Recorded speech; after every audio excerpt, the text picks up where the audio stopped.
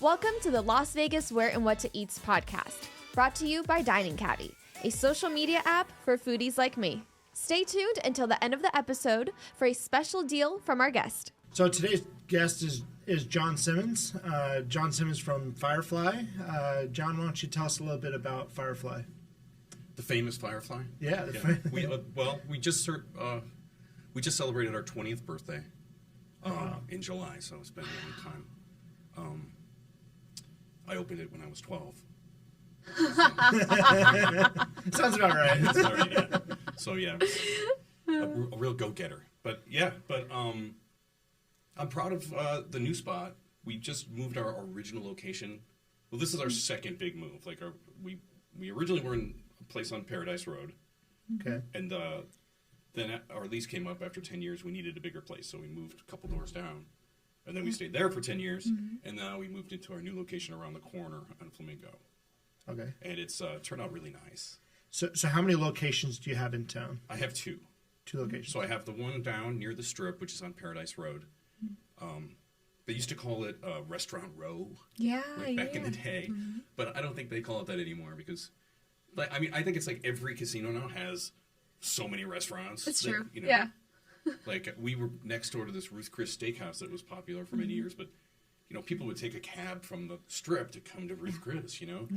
Now you have a steakhouse in your own hotel, probably two. So if it's not Ruth Chris.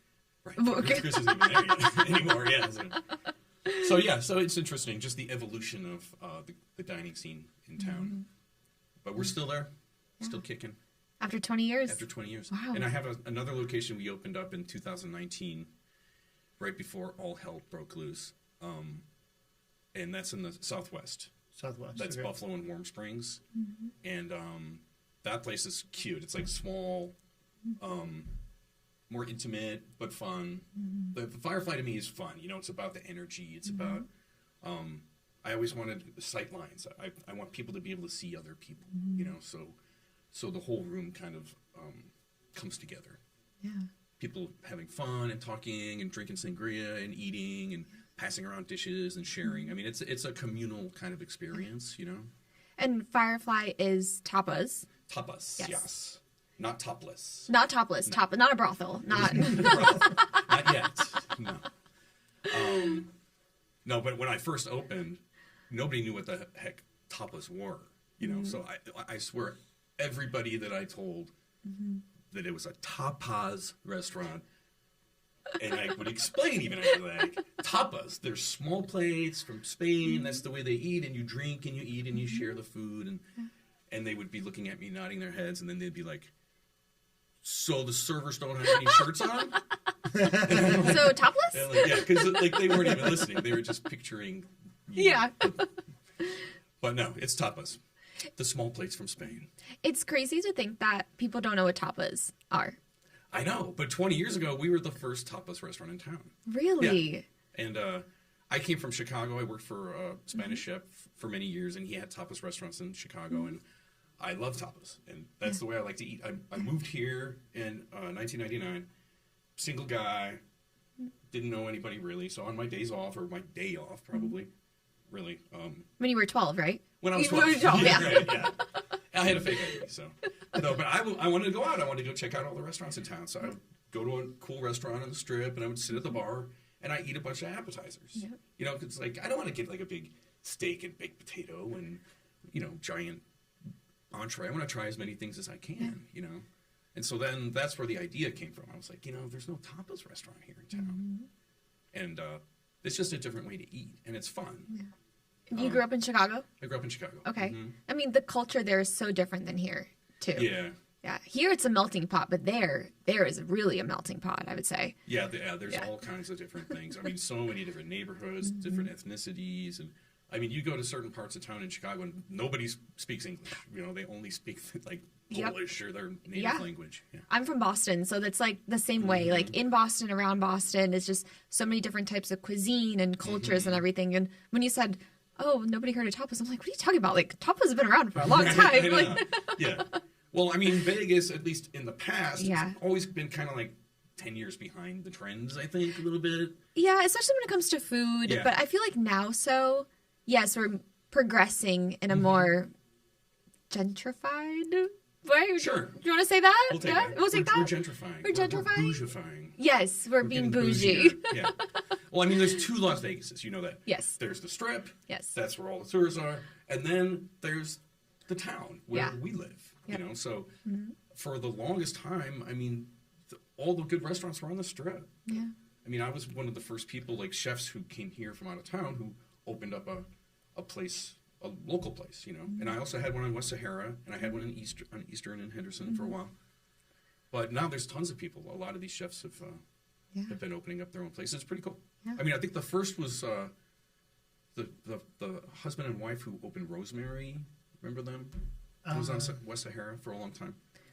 But they had worked on the Strip. They were chefs, and that place was great. But So what do you think has changed in the restaurant industry in Vegas, if anything?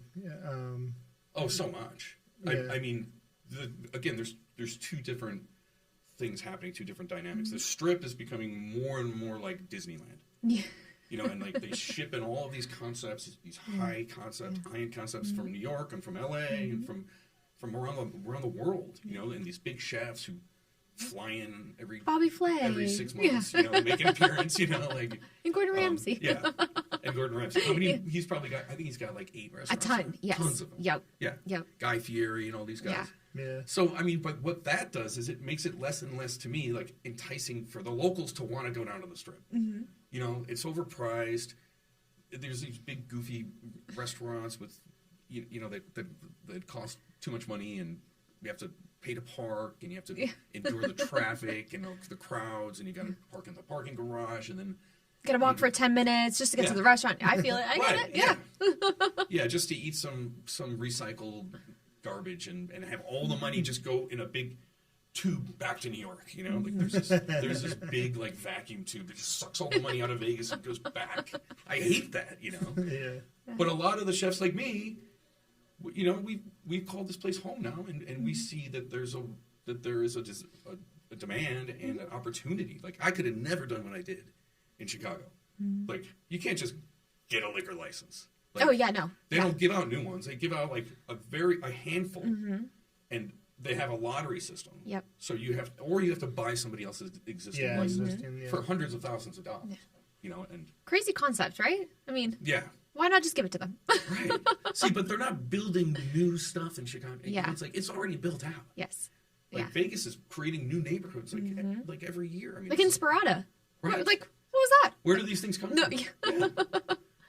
So there's so many opportunities for people like myself to open a little place, you know, scrape together some money and get a license and you know, make our dreams come true. So why the name Firefly? Oh, the name Firefly. Yeah. Well, tapas I knew at the time were not well known, so I didn't want something too ethnic and Spanish sounding. Okay. So I wanted something kind of strike down the middle, you know, but something kind of sexy. So I took 2 cooking terms in the kitchen. A chef will say when he wants you to cook something, he'll say fire this, you know, fire 1 steak, fire 1 chicken. And when he wants it quickly, he'll say, I need that on the fly. So you say fire it on the fly. I was like, Firefly. And in the beginning, I was the only cook. So I cooked everything to order, you know, and I had all of my mise en place, it's called, which is all my ingredients. I think of all my mise en place as like a piano, you know, like each ingredient is a key, and you know, you have like 80 keys or something, but you could play a million songs. Oh yeah. You know, same with ingredients. You know, I have like chopped garlic, chopped tomato, chopped this, and you can put them together and make unlimited different creations. You know, so I wanted to cook everything real fast and just get it out, and so Firefly. Firefly. Yeah. Nice. Yeah. Nothing to do with the bug. No, No, absolutely God, no. not. No, we don't want that affiliation. No. But also, Fireflies, when do they come out? At night. At night. Yeah. Yeah, and initially, that's what the place was geared towards. It was like an industry hangout, you know? Like, I worked at the Paris Hotel. I opened up Monamiga B in 1999. Oh, yeah. Love that place. It's a great restaurant. Yes. It's still great. Yes. But I thought I'd be here for 1 year, you know? That was 24 years ago. So, anyways, like, everybody after our shift, you know, it's 11 or 12 o'clock at night, everybody wants to go out.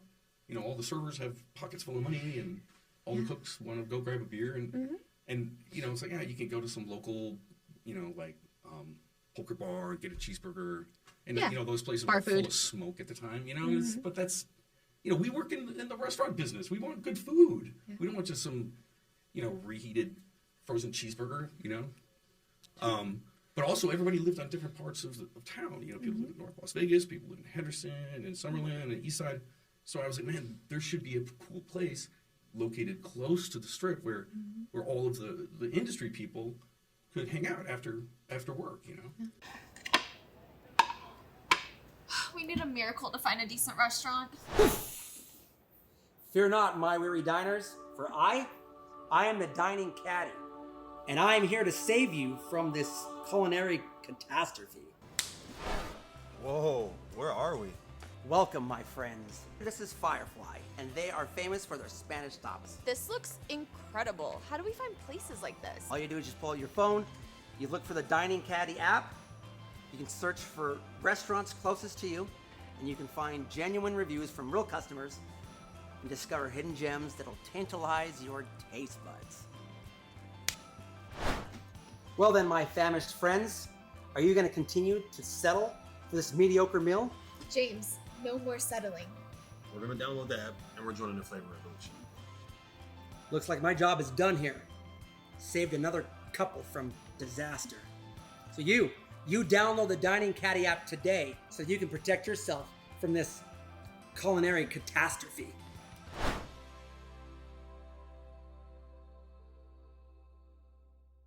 So Firefly has a lot of different tapas. I've been there and seen the list. What's your personal favorite, either to make or to eat? Either way, what's your favorite? Oh man, I think my favorite to eat is the bacon wrap dates. Oh, Yes. those are good. Those are good. Yeah, I mean, it's just a perfect little nugget of food, of love, you know. It's got like the crispy, smoky bacon, and the date is in the middle, and it when you cook it, it kind of gets jammy, you know. Yeah. So it's kind of jammy and chewy, and in the middle I put a smoked almond, and then we put a little red wine sauce on it, some blue cheese for a little funk, you know. So it's just got a little bit of everything, you know. There's a little chili oil to give it a little kick. Yeah. What is your most popular dish that gets ordered? That's the most popular dish too. Easily, yeah. Not the apple manchego salad. Not That's like top 5. Oh, okay. Yeah. All right. So what are your top 5 then? So The top 5, like the bacon wrap dates, fries are very popular. Firefly fries. Yeah. Those are delicious. They're delicious. Well, I've worked in cooking French food for a long time. They know their fries. I mean, it is French fries. Right. Right. No. But, No, I'm kidding. But a lot of people, they just open up a bag of frozen fries and they throw them in the fryer. Yeah. It's a process. You got to peel them, and then you slice them, and then you have to rinse them. You rinse all the starch off of them, and then you cook them at a low heat, till they're just kind of soft, and then you put them in the refrigerator. Okay. And then to order, they need to be cold. You put them in hot heat, and that gives them like a crunchy, crispy outside and creamy in the middle. So it's like a 6-step process. Ooh. So They're really delicious French fries. I do love them. Deceivingly complex. Yeah, they're really good. Yeah. So dates, French fries. Dates, French fries. I think the calamari, the apple manchego salad. A lot of it is the fried stuff. People like fried stuff. I think like most people don't have a fryer at their house, you know, because Or can't do it. Yeah. Yeah. Or can't do it, or don't want to make a mess, or don't know how. Yeah. The ham and cheese croquetas. That's another fried thing that is really good. They're very comfort food. Yes. Those are the most popular, I think. I would have thought it was something completely different. I would have thought it would have been like the ceviche, the goat That's up cheese. there. Oh, the goat cheese is good. Or the Tierra de Mar skewers. Yeah, that's up there. I was like, I would have thought it would have been something I mean, it's totally it's different. pretty much like the bacon wrap dates. It's like far and away the most popular, and then there's about 10 or 12 that are pretty close. The mussels are really good too. I just changed the recipe, but it's good. It's better. You changed the recipe? It's better. How long ago? Well, I changed it at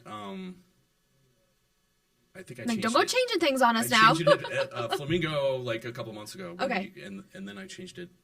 We're changing it right now. I think maybe last week we did. Oh, It's more okay. of a tomato base, You know? Oh, so it's not a white sauce it's anymore. not that like creamy. Oh, curry interesting. sauce. Yeah. Okay. I'm gonna have to go try those now. Okay. Yeah. I think it's better. You think so? Yeah. All right, I trust you. Okay. I mean, he's the owner, right? Gotta trust him. Yeah. I mean, why would I lie? What do I have to gain? Yeah. The thing that's most fun to make for me though is the paella. Yeah. Yeah, the paella, because you have to make it to order, and it takes like 40 minutes, Mm-hmm. and it's just there's a lot of different ingredients, and you gotta have a good touch. So, what was it about, like, the restaurant as far as the concept when you first came up with it, right? Having industry workers come out afterwards. I'm assuming you were open until late. Yeah, Yeah, until maybe like 2, 3 a.m. we were open till 3 in the morning. Oh, wow. Okay. And then what has changed? Like, what's the progress of, are you still open till 3 a.m. in some locations? We're not open that late anymore. No, Okay. I mean things definitely changed. A lot of people came into that. They saw our success. Not that we are like leading everybody, but places like Herbs and Rye and Cleaver, they're open late, and so there's more pieces to the pie. And I don't know. We saw like late business kind of started going down, and I noticed too. It's like you have to either be open to like 3 or just be open to like 10. Yeah. Because if you're open till 12, like people aren't gonna come after work and stay for half an hour, Right. And it wasn't worth it for us to stay open till 3 anymore. So it's just an evolution. We used to rely a lot more on our events. We would have like live music, and we had Latin night, and we had a midnight snack, which was like a house night. So in the beginning, that's what kind of helped us to develop our following. Okay. And the cool thing when you do capture that locals and industry demographic, they interact with all of these tourists every day. So if you're a dealer at a poker table, they're going to ask you, "Hey, where do you go after work?" Yep. And they say, Right. "Oh, everybody goes to Firefly." So then the guests at the hotels and stuff started finding us, and we get like really like stellar reviews on all of the on all of the different Yelp and all those things, and that goes a long way. I don't think any restaurant operator likes Yelp, but I have to admit it's a very powerful tool to bring people into your business because people use it. Oh, yeah. Right. Of I course. use it when I'm out of town. So. Yeah. Tell us a little bit about, so Firefly, you have 2 locations. What's kind of the goal? Do you want to expand further? Or you content where you're at? What's the idea behind Firefly? Well, COVID really threw kind of like cold water on all of our plans. Probably everybody in the business. I had 2 signed leases, one for a new tacos and beer, and one for a Firefly in the Northwest. And then COVID hit and just disrupted everything. And I ended up opening up a vegan restaurant, Gray's Kitchen. And then I moved my Paradise Firefly, and I didn't have any more resources. I didn't have any more funds. I spent all my money, And so then when it came time for these projects to finally get going, years after I had signed these leases, I'm like, I'm not really in a place to do that right now. And also, I'm trying to consolidate my operations and really focus on making the places I have right now the best that they can be. That makes sense. Yeah. Yeah. With COVID again, it just threw everything into chaos, and I just felt like, I need to regroup. I'm not going to build any new restaurants until we really like get these places together. I have my new giant mothership Firefly open now, and it's doing great. Yeah. But it took over a year, to get the build out and to get the licensing and to get the permits and the construction and everything. But it's going really well. So, I mean, it's just a matter of time. We'll be opening more in town. I think there's still some parts of town that could use a Firefly. Like Henderson? Like Henderson, for sure. Yeah. Yeah. Near Green Valley. Near Grand Valley. Northwest, for sure. Centennial. Northwest, yeah. Yeah. Well, the place that we were going to go in, it's being built now, but Oh, okay. we signed that lease like 4 years ago or something. Oh, wow. So yeah. Yeah. And then I had signed another lease for a tacos and beer at the Bend. Do you know that shopping center? It's near IKEA. Yes, it's new. It's Right? they're Yeah. building it right Okay. now. Yep. Oh, by the Durango? The new Durango? Yeah. Okay. That little hub there, the Southwest, is like Yeah. booming. Oh, Blowing yes. I mean, there's Uncommons, there's the Bend, there's the Durango Station. Yep. They're building warehouses and houses. The movie and studio, apartments right? and- Yeah, something like that. Like Crazy. So there's plenty of opportunities. That's one of the great things about Vegas. Yeah. But I mean, another great thing too is you can drive 20 minutes to get to, each location. Yeah. I mean, yes, there is a lot of traffic now. Don't get me wrong, people. But when I first moved out here, I was like, oh, that's not that far. It's like 10, 20 minutes away. and I come from Boston where 10, 20 minutes away is like a mile. Right. So, right. It's kind of like, oh, okay, it's fine. Driving, across town. Isn't it's it funny, fine. though? But I've become that person, I'm like, I drive out to the Northwest sometimes for my kid's baseball game, and I'm like, oh, man, it's all the way on the other side of town. It takes like 15 or 20 minutes to get there. Yeah, like, what's that? It used to take me an hour and a half to get across town in Chicago. Yeah. It's just different now. Life is different now. What is a secret menu item that you have at Firefly? Secret menu item? Yeah. Do you have any of those? No, I don't have any. I don't think that we don't have any room on the menu for anything else. You do have an extensive menu. Yeah, it's a big menu. That's why, I don't have specials. Okay. I mean, sometimes I do. Yeah. What I do is, at my Southwest location, I'll bring, because that menu is a little bit more limited because the kitchen's smaller. So I'll bring over, some of the old favorites, and run them as a special. Okay. But, So at your Paradise/Flamingo locations where you can get the full menu. that's the full menu. Okay. Yeah. And I mean, I'm hoping to bring some new things over to the Southwest, to the Buffalo location, but my chefs get mad at me. They're like, why more prep? I'm going to take 3 things off. They're like, yay! But I'm putting 4 new ones on. Boo. They're like, jeez. I can't believe we still don't know where to eat. I know, it's driving me crazy. We need some inspo. Fear not, my famished friends, for I am the dining caddy. It's we're a startup. But just imagine me as your own personal foodie oracle. I mean, look at all these reviews. They're not just words. They're culinary tales brought to life by passionate food enthusiasts like you. It's easy to find your next food place when you're following people whose food taste you trust. Hey, I'm Jessica, and I recommend Firefly. They have the best Spanish tapas. It's so yummy and perfect for a date night. See, with Dining Caddy, all of your foodie adventures will begin. All you have to do is download the app, and you guys are going to experience gastronomical bliss. So what is an exclusive deal that, the listeners can get if they mention us? What are you willing to offer?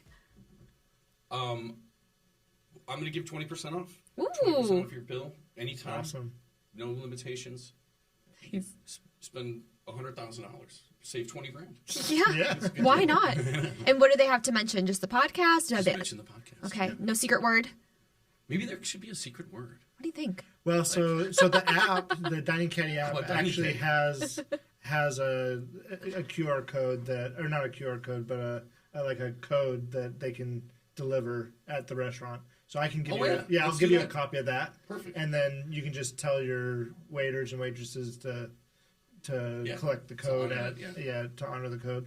Great. So and then it'll keep track of it in the system. So every time there's a redemption, you'll know. Oh, great. So on the back end, yeah. There you go. 20% is so generous. Thank you. That's pretty good, right? Yeah, that's really good. good. I mean, because you think about it, for 2 people, they're going to spend at least $70 to $100. Yeah. Yeah, it's great. That's one cool thing about our place, though, is the check average, which is the average that a person spends on food and drink, is $42 or something. Wow. Yeah. And Oh yeah, so that's what you spend on an entree in most places. That's a good thing to bring up. So what is the least expensive and most expensive item on your menu, if you have it off the top of your head? Oh yeah, least expensive is some of the little veggie dishes, like the tomato bread and the artichoke toasts. We have a lot of things. I remember back when I first opened, the first maybe even 10 years, I wanted nothing over $10. I was like. No, I had no dishes over $10, but yeah. Times change. Times have changed, Yeah. so and when you have lamb chops and filet mignon and shrimp and scallops, I mean, this stuff's expensive. So, What is the most expensive item on the menu? well, the paellas are the most expensive. As far as the tapas, though, we have 60 tapas, I think now. Yeah, like the lamb chops, the petite filet, which is a 4-ounce filet, but it's still like, I think it's like $15. Oh, That's I thought you were about to say like reasonable. $30. Like, oh, okay. No. Because I want you to get 2 or 3 different things, you know. So Yeah. Get a salad, get a couple things to share around the table, get some croquetas, get some dates, get a pitcher of sangria, and then you can have your petite filet Love and it. eat it too. Yeah. I love it. Well, John, thank you so much Okay. for coming on here and talking to us. And everyone, go visit Firefly. Let's go. Come see me.